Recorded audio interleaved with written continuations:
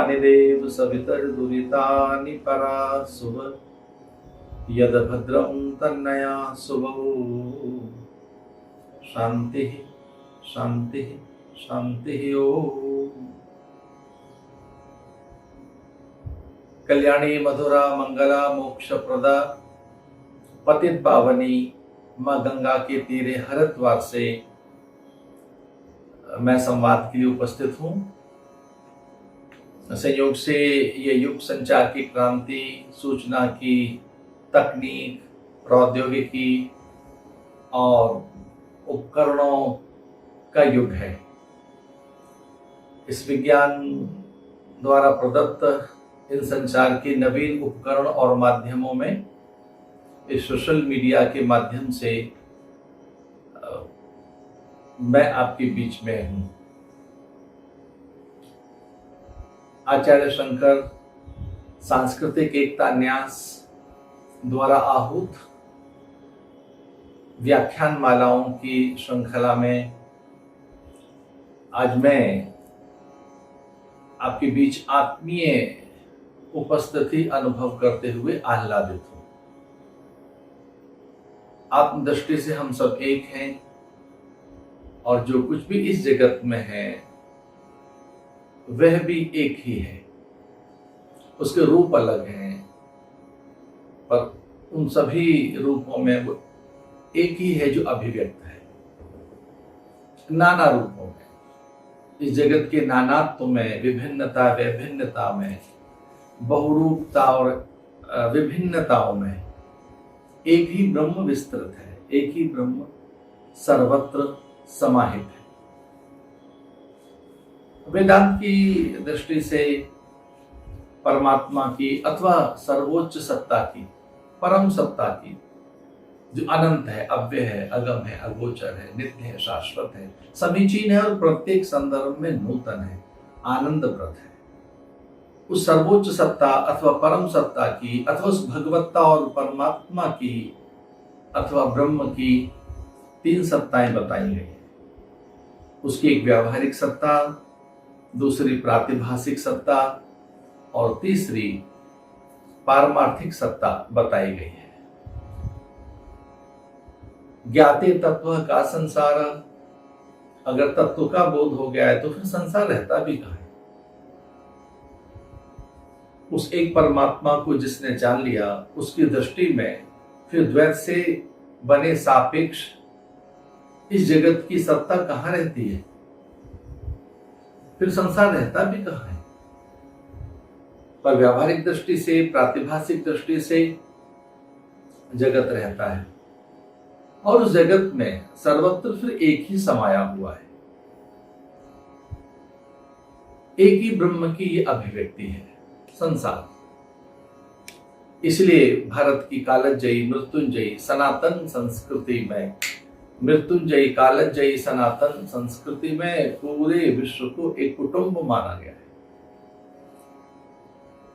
उस कुटुंब में न केवल मनुष्य हमारे सदस्य हैं, न केवल वो हमारे परिवार के एक अंग हैं, अपितु धरती, अंबर, अग्नि, जल, वायु, निहारिका और नक्षत्र सभी परमात्मा का ही रूप है, उसी से अभिव्यक्त है और वो हमारे कुटुंब का हिस्सा है।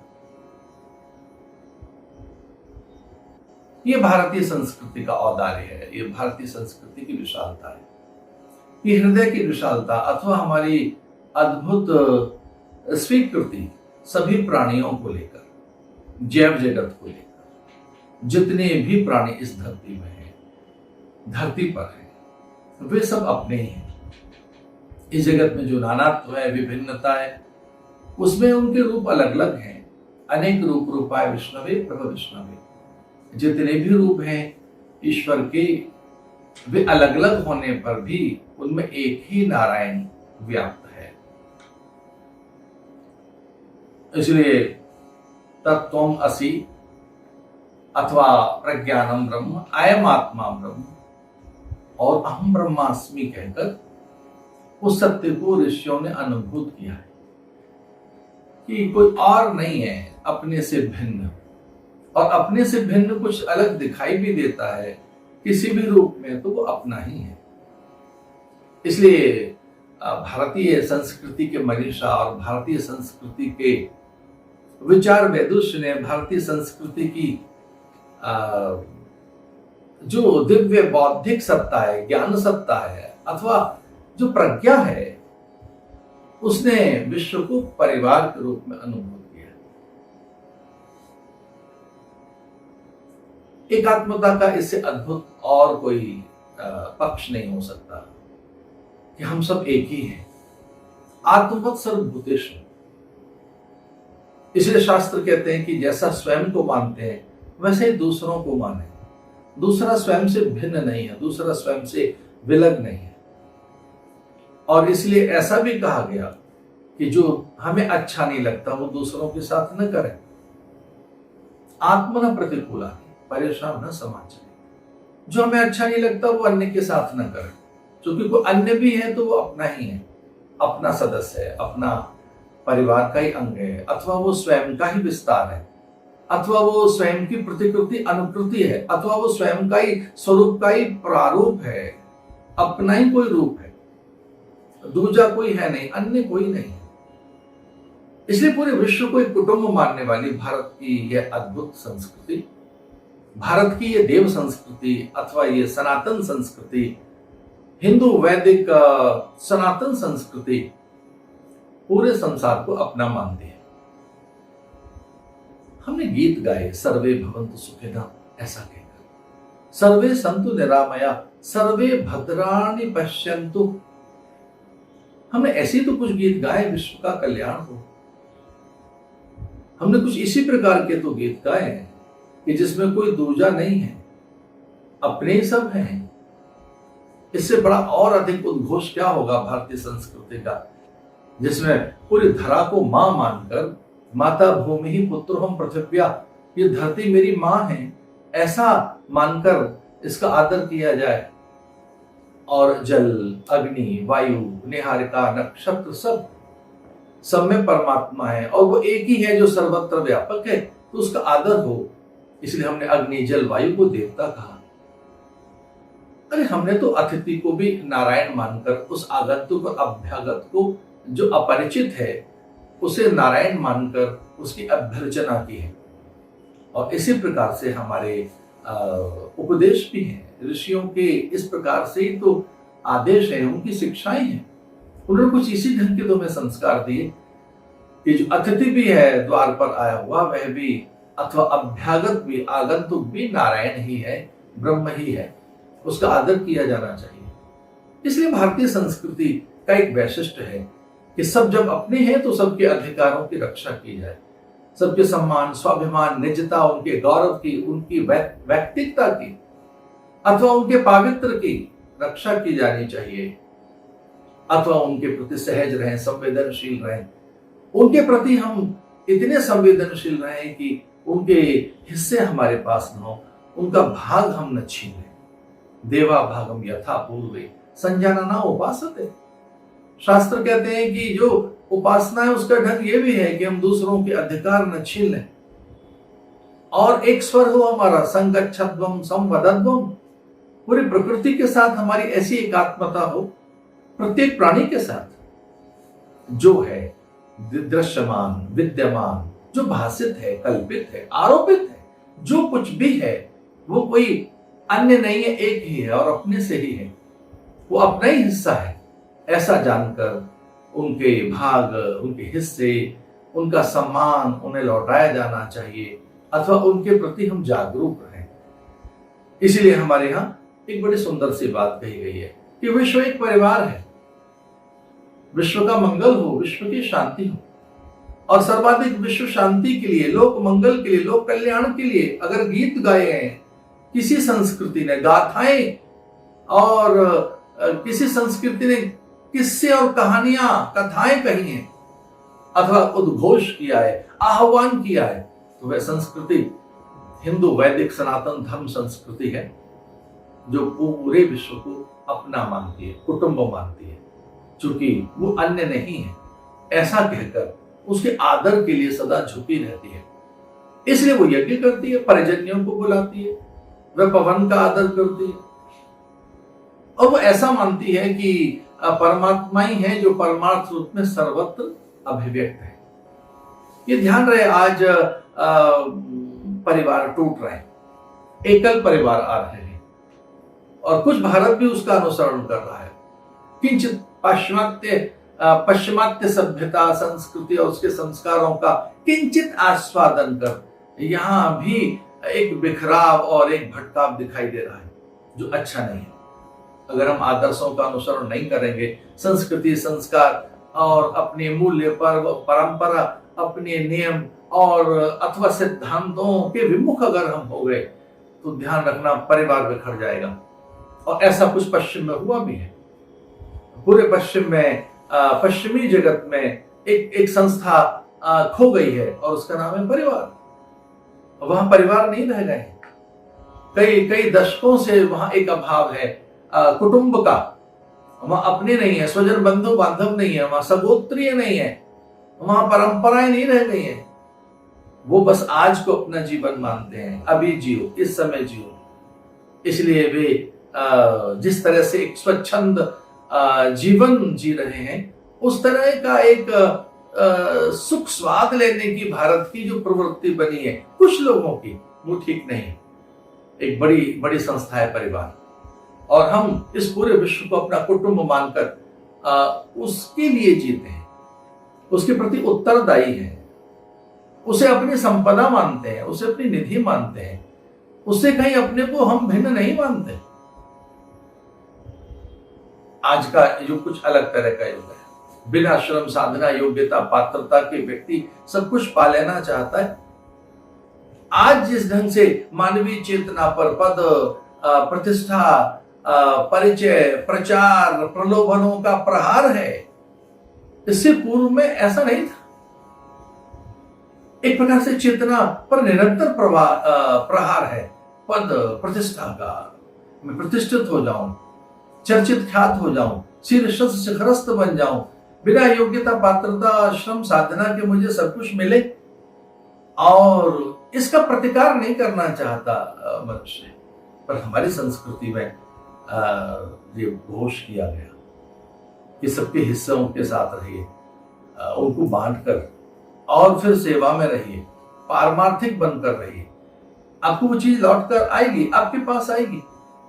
इसलिए मैं तो एक और बात कहना चाहूंगा कि परमात्मा भी पारमार्थिक कार्यों में संलग्न है।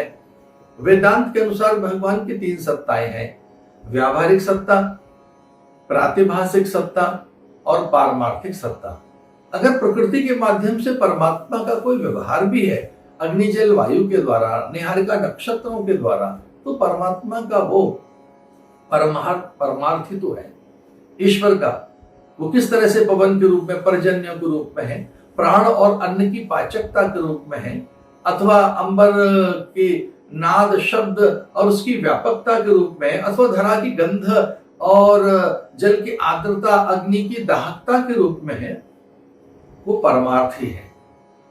जैसे एक वृक्ष अपने जीवन में बहुत कुछ देता है और सबको अपना मानकर, वो पराया नहीं मानता किसी को, और वो बांटता है, बंटता है, सबके लिए खिलता है, सुरभित होता है, कुसुमित होता है, फलीभूत होता है।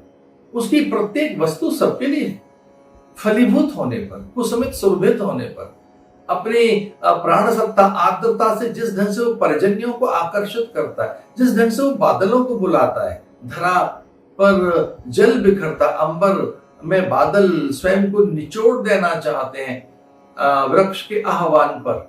और फिर क्या नहीं देता एक वृक्ष? मौन, छाल, छाया, वलकल, हरितिमा, गंध, सुगंध, मकरंद के रूप में सूखा हुआ उसका काष्ठ किस तरह से ईंधन बनकर उदर की आग को शांत करता है, अथवा समिधा बनकर वो यज्ञ के कार्यों में वो निरंतर संलग्न है।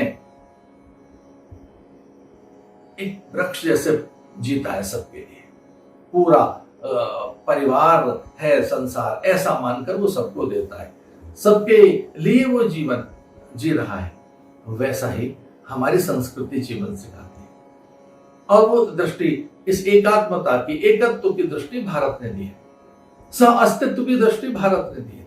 ये भारत का वैशिष्ट्य है, ये भारत के अध्यात्म का वैशिष्ट है, भारत के वेदांत का वैशिष्ट है। भगवान भाष्यकार ने एक आत्मदृष्टि दी है, पूरा विश्व एक है और उस एकता से भी द्वेष कहां रहेगा, विषमताएं कहां रहेंगी, फिर संघर्ष और इस तरह के दमन, अत्याचार, अनीति, शोषण और इस तरह से आपाधापी, ये नरसंहार अथवा ये श्रेष्ठता का दंभ भरकर और दूसरों को अपने अधीन रखकर धर्मोन्माद, ये सब नहीं रहेगा।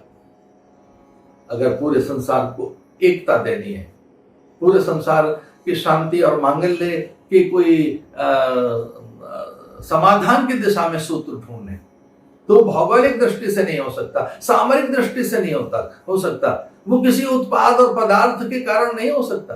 पूरे संसार को अगर पूरे संसार को शांति देनी है, समाधान देना है, एकता के सूत्र में पुरोना है, तो ध्यान रखिए वो एकमात्र एकात्म दर्शन है जिससे पूरे संसार को शांति दी जा सकती है, समाधान दिया जा सकता है। इस कोरोना काल में किस ढंग से चुप्पी छा गई पूरे संसार में, भय फैल गया, पश्चिमी देशों में किस ढंग से अवसाद है, आजीविका के संकट सामने खड़े हुए हैं और किस ढंग से व्यक्ति अपनी चेतना पर एक कुंदता अनुभव कर रहा है। कोई विचार नहीं हुआ, कोई और विचार है ही नहीं, केवल द्रव्य के, पदार्थों के, वस्तु के। पर हम भाग्यशाली, हम भारत के आध्यात्मिक प्राणी, हमारे पास में आत्म विचार है, अध्यात्म विचार है। हम जीवन केवल शरीर को ही जीवन नहीं मानते, इससे परे भी कोई जीवन है। मैं केवल हाड़ मांस नहीं हूं, मैं केवल श्वास नहीं हूं, त्वचा, रोम, नख, और मैं केवल नासिका, कपोल, भाल, चिबुक, हनु, वक्षस्थल, भुजा, मैं रंग, रूप, आकृति, प्रकृति नहीं हूं, मैं केवल पाचक रस नहीं हूं, और हाँ, हमारी संस्कृति कहती है मैं केवल विचार और संकल्प भी नहीं हूं, मैं अस्थि मांस मैद रुधिर नहीं हूं, चिदानंद रूप शिवोहम शिवोहम, मैं केवल सांसों का सिलसिला भी नहीं हूं, मैं एक नित्य हूं, शाश्वत हूं, मैं सदैव हूं, मैं अजन्मा हूं, मैं सदा हूं। देखिए समाधि में, निद्रा में और मृत व्यक्ति में कोई बड़ा अंतर नहीं दिखाई देता। जो समाधि, गहरी समाधि में बैठा है व्यक्ति, वो कई बार बिल्कुल मृत जैसा ही दिखाई देता है। तो जो शव है, मुर्दा है और समाधिस्थ है, उसमें बहुत अंतर नहीं दिखाई देता। पर जो मृतक है उसके पास कोई जीवन नहीं है, उसकी कोई संभावना नहीं है, उसमें प्राण सत्ता सो गई है और उसमें कोई क्रिया नहीं है, वो निश्चेष्ट है, निष्प्राण है, निष्पंद है, उसके पास में कोई सुख और जीवन के प्रति आशावादिता नहीं है, आनंद की कोई अनुभूति नहीं है, वो स्वयं को अभिव्यक्त नहीं कर सकता। अभिव्यक्ति अब वहां मृत हो गई है, लेकिन समाधि में अभिव्यक्ति चैतन्य रहती है, वहां जीवन रहता है, आगे के लिए भी दृष्टि जीवन की रहती है। और भले ही सांसें ठहर गई हो समाधि में, भले लगता हो कि शरीर एकदम शांत हो गया है, पर समाधि में जो आत्म विचार है, अपने होने का जो एक अनुभव है, जो स्वयं के होने के अर्थों की जो एक समझ है, जो अपनी एक समझ है कि मैं सर्वत्र हूं और मैं उसी से हूं, ये जो एक दृष्टि है शिवोहम, ये जो एक दृष्टि है शिवा केवलोहम, नित्योहम, चिन्मयोहम, ये जो एक दृष्टि है कि मैं सदा हूं, ये दृष्टि बड़े अद्भुत है, मांगल्य दृष्टि है। ये दृष्टि भारत ने दी।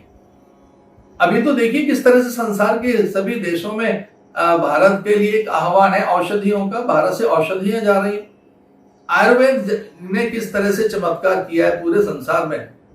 मैं लगभग 30, 35 और 40 वर्ष पहले जब अमेरिका गया, तब वहां को हल्दी जानता भी नहीं था, और अब हल्दी का प्रयोग है, नीम, बबूल, तुलसी का प्रयोग है, काढ़ा पी रहे हैं साहब वहां लोग, काढ़ा और टर्मरिक लाते, किस ढंग से वो चाय, हल्दी की चाय पी जा रही है, तुलसी किस ढंग से वहां उनके मनोराज्य में प्रवेश कर गई है, उनकी मनोदशा को कैसे तुलसी ने सहेज के रखा है।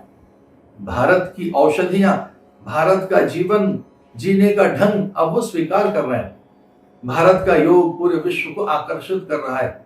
वैसे ये भारत का आध्यात्मिक विचार, ये आत्म विचार, मैं नित्य शाश्वत सनातन हूं, मैं अजन्मा हूं, ये जो दृष्टि है अगर पहुंची पूरे संसार में तो भय जाएगा, असुरक्षा की भावना जाएगी। आज पूरे संसार में जिस तरह से असुरक्षा की भावना है और जिस ढंग से भय और अवसाद है, उसके लिए एकमात्र औषधि विचार है और वैसे ही भगवान शंकराचार्य कहते हैं विचार औषधि है। अगर संसार रोग है, भव रोग है, भव एक रोग है, तब इसकी औषधि क्या है? किम औषधि?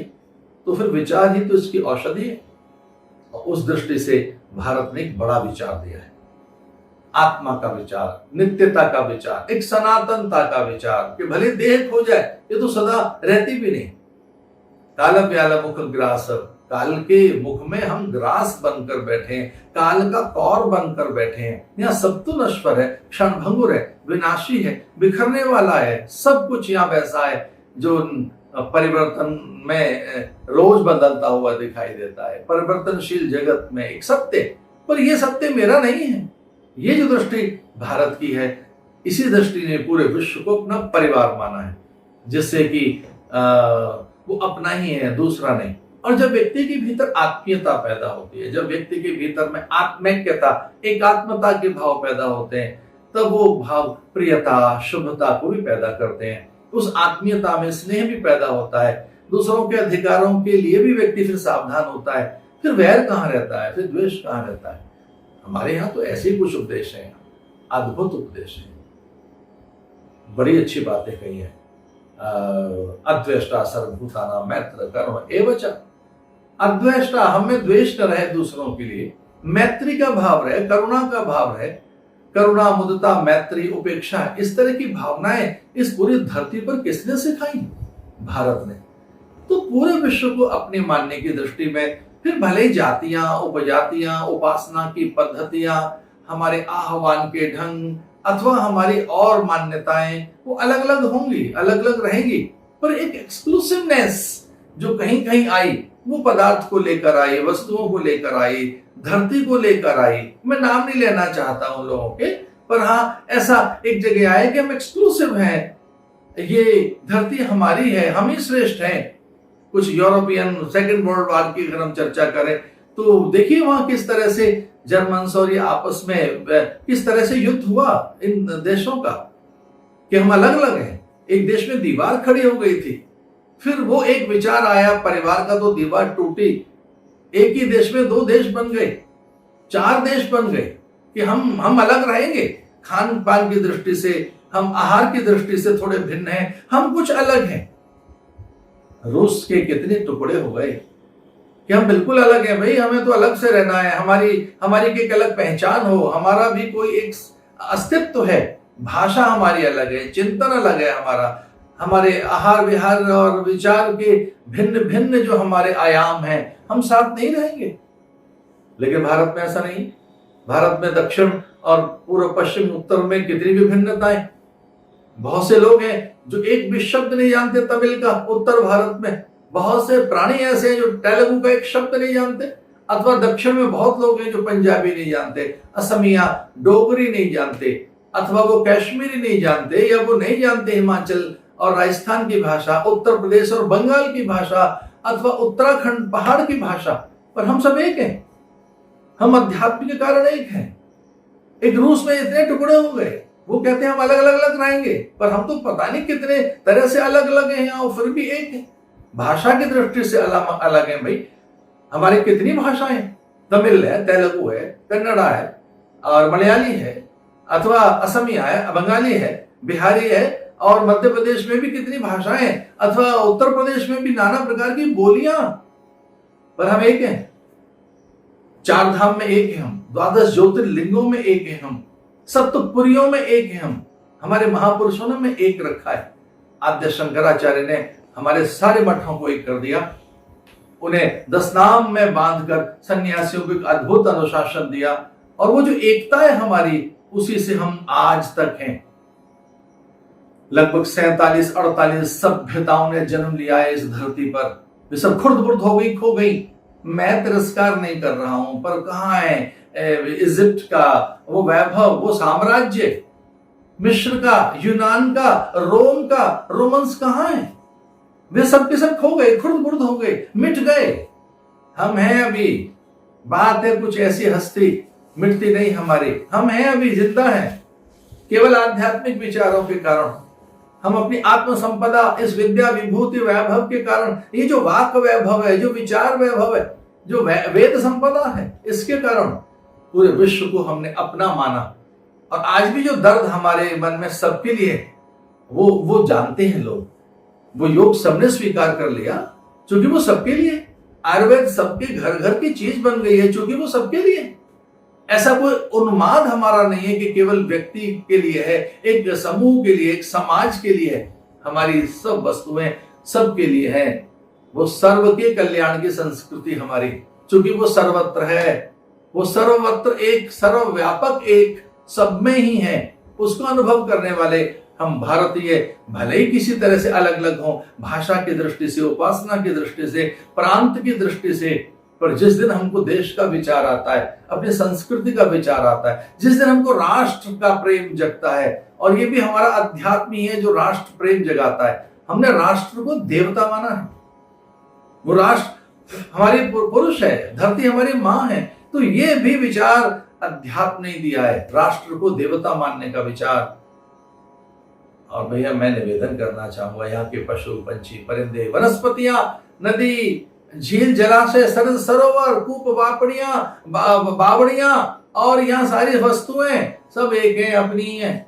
ये विचार भारत का आध्यात्मिक विचार, सर्वथा कल्याणकारी विचार है। बहुत सी बातें कही जा सकती है इस अवसर पर विश्व एक कुटुंब है, ऐसी चिंतना हमारे ऋषियों ने की। ये केवल संकल्पना नहीं है, ये कोई मिथ नहीं है, ये कोई इज्म नहीं है, ये कोई ऐसा इज्म नहीं है कि कोई सोशलिज्म हो या कम्युनिज्म हो। ये भैया इज्म नहीं है, इज्म आए और गए, ये कोई मिथ नहीं है, ये सत्यता है। और सत्य नित्य है, शाश्वत है, सनातन है, वो नित्य विद्यमान सत्ता है। इसलिए उस सत्य के आश्रम में हमने पूरा संसार अपना माना है। यहाँ के प्राणी पंछी परिंदे, पूरी प्रकृति, इसलिए नियंता नियति परमात्मा प्रकृति सब एक है। और उसी की व्यावहारिक सत्ता हो या वो प्रातिभाषिक सत्ता हो अथवा वो पारमार्थिक सत्ता हो, वो ब्रह्म की विविध सत्ताएं, भिन्न भिन्न सत्ताएं जो अपने में एक है और उनकी अनेकता दिखाई देती है। मैं शंकर की स्मृति में भगवत पाद शंकराचार्य भाष्यकार भगवान शंकराचार्य की पावन स्मृति में अगर बैठूं तो वो बड़ी कल्याणकारी स्मृति है। पुरंतु देवनाम परंतु मनसाध्या परंतु विश्वाभूतानि जात वेद पुनिहमाम। महापुरुषों का स्मरण करते ही अथवा वीतराग विश्ववा चित्तम, पतंजलि कहते हैं जब वीतराग महापुरुषों का ध्यान किया जाता है तो वो मांगल्य पैदा होता है। इसलिए आचार्य शंकर सांस्कृतिक एकता न्यास, आचार्य शंकर सांस्कृतिक एकता न्यास मध्य प्रदेश के तत्वावधान में जो व्याख्यान मालाएं चल रही हैं उसमें आज एक प्रकार से ये मेरा एक मेरी वाणी सेवा थी और मैं बहुत ही अभिभूत हूँ। ओंकारेश्वर में आद्य शंकराचार्य भगवान भाष्यकार के निमित्त वहाँ शोध कार्य होंगे, प्रतिमा रूप में वो वहाँ रहकर पूरे विश्व का मंगल करने के लिए वहाँ से हमें प्रेरणा देंगे। मेरी इस न्यास के लिए बहुत बहुत शुभकामनाएं। अपने शब्दों को विराम करना चाहूँगा, फिर कभी किसी अवसर पर जैसी परिस्थितियां होंगी हम बैठेंगे। अभी तो कोरोना वायरस के कारण इस वैश्विक संकट काल में, वैश्विक महामारी के संकट काल में कुछ इसी ढंग का एक जीवन आया है कि सामाजिक दूरी रखी जाए, शारीरिक दूरी रखी जाए, पर वो दूरी मन की न हो, हृदय की न हो अथवा आत्मा की न हो। आत्मा से तो हम एक ही हैं, हम सब परस्पर हैं, पर इस विज्ञान के उपकरणों के माध्यम से, इस सूचना की तकनीक के माध्यम से मैं आपको संबोधित कर सका। सब में एक ही परमात्मा स्थित है, परमात्मा सर्वत्र है और वो नारायण आप में विद्यमान है। ऐसी उस ईश्वरीय सत्ता को जो सर्वत्र है और आपके भीतर भी विद्यमान है, प्रणाम करते हुए अपने शब्दों को विराम देता हूँ। भगवान मंगल करें, कोरोना वायरस का संकट शीघ्र दूर हो, पूरे विश्व को फिर से सुख स्वास्थ्य और अहलौकिक पारलौकिक अनुकूलताएं प्राप्त हों, ऐसी ईश्वर से प्रार्थना करते हुए ओम पूर्णमदः पूर्णमिदं पूर्णात् पूर्णमुदच्यते पूर्णस्य पूर्णमादाय पूर्णमेवावशिष्यते। ओम शांति शांति शांति।